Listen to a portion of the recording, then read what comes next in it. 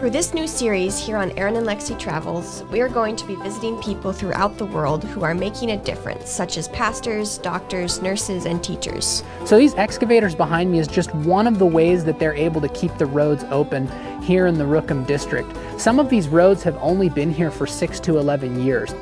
His name is Singerman. His faith is the example for the people in this area.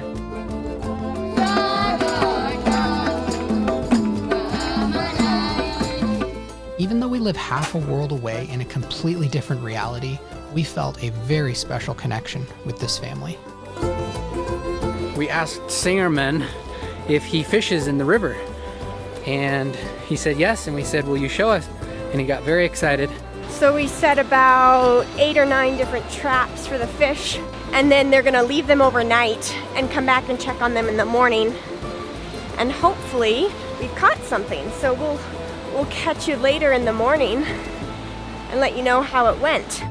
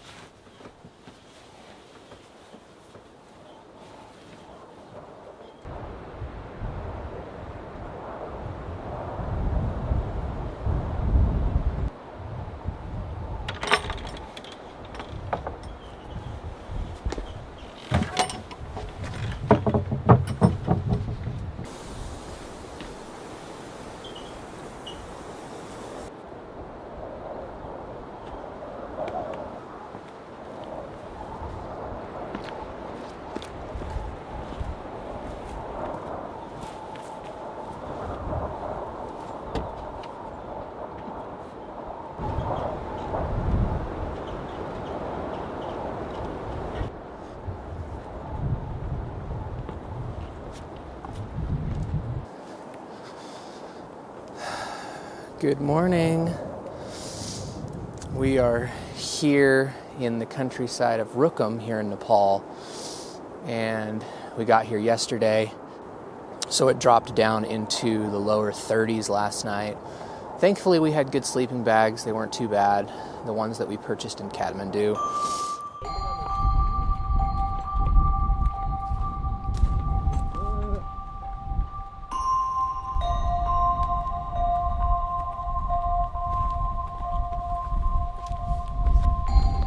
We're going down to check the nets to see if there's any fish. I have a sneaking suspicion that there won't be, but there's always hope.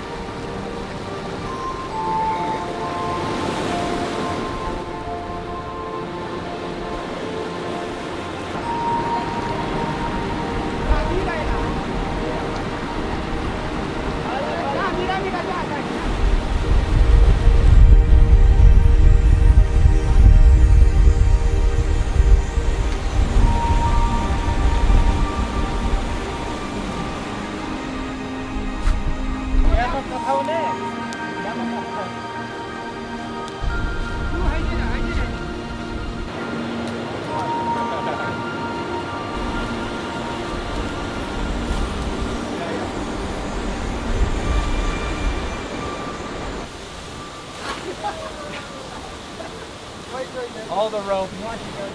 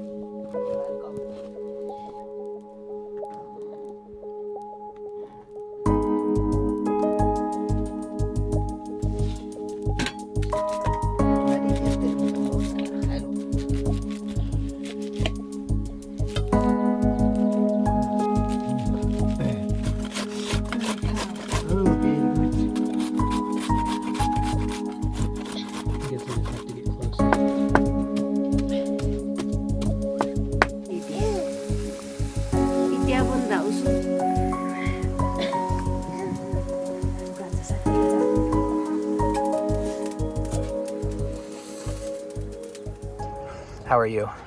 Good. That's good. They treat us very well. Yes, they do.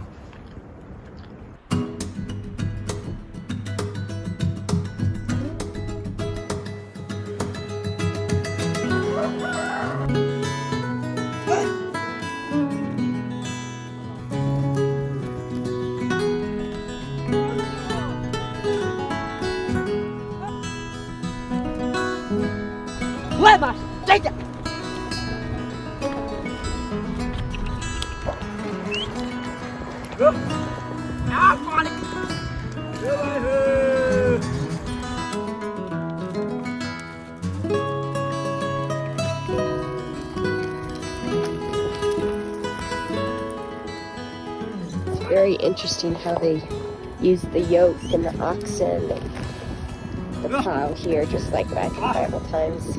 So you can kind of see behind me and kind of right where I'm standing, this is part of their fields. And because we're in the mountains so high and they're so rugged and steep, they have to terrace the fields in order to grow anything. The ground here is really rocky, but there are a few crops that they can grow. They grow potatoes, they grow corn. Rice can't grow up here, it's too cold. Their main source of food is what they can grow, also the rice that they get in the village.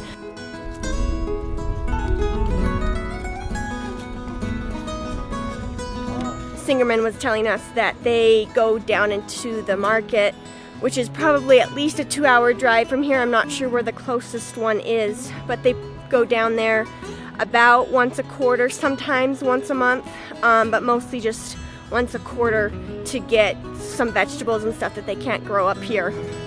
Without this nara, we can't work.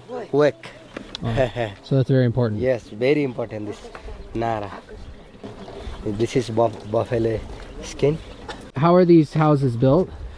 This building made by wood, only wood and stone and clay, mud, by mud. So a lot of the homes in this area are built with stone. Now, this area is extremely rocky, and so most of the rocks that he collected to build the home was within a half a kilometer, so relatively close. Singerman actually built onto his home 2 years ago. His home used to only be one room, the kitchen. So they ate there, they slept there, and that's how they lived their lives. But recently he actually built on. There's 3 rooms here now. This is the newer side. You can tell the rocks look quite nice. It also stays quite warm in the winter and cool in the summer. The rock, once it's heated up, can stay warm, but then in the summertime, the rock stays cool. I mean, it's gonna keep them warm, relatively warm for what it is. The inside is plastered with like a clay or a mud. They plaster the walls and the floor, and that's how they do it.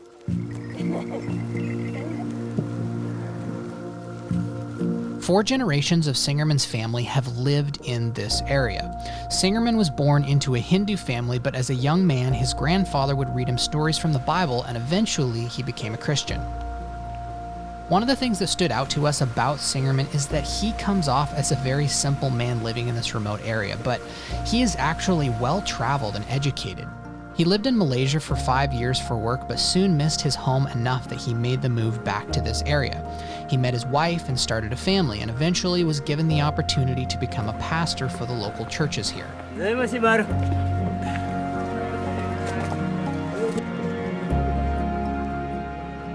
This man's name is Simpati Buddha. His family was a part of the first Christian group in this area. For many years, they had to worship in secret for fear of incarceration.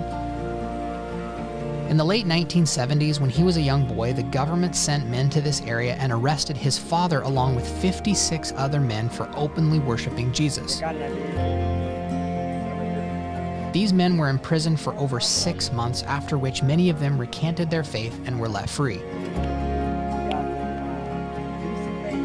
These were some of the harsh realities of being a Christian in Nepal up until the 1990s, when religion became independent.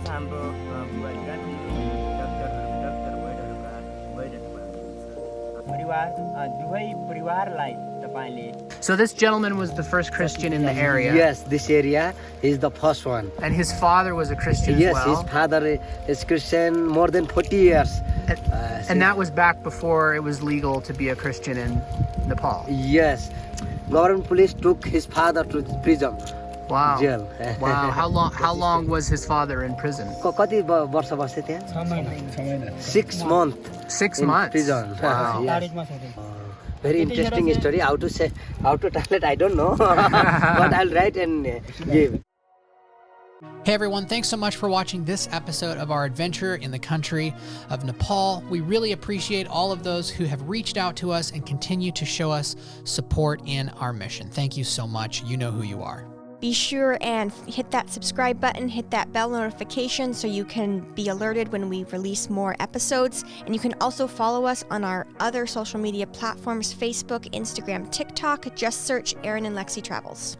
In the next and final episode of our adventures in the countryside of Rukum, join us as we visit some of the locals in the area and as we visit Singerman's church. All right, everyone, thanks so much. We'll see you in the next episode.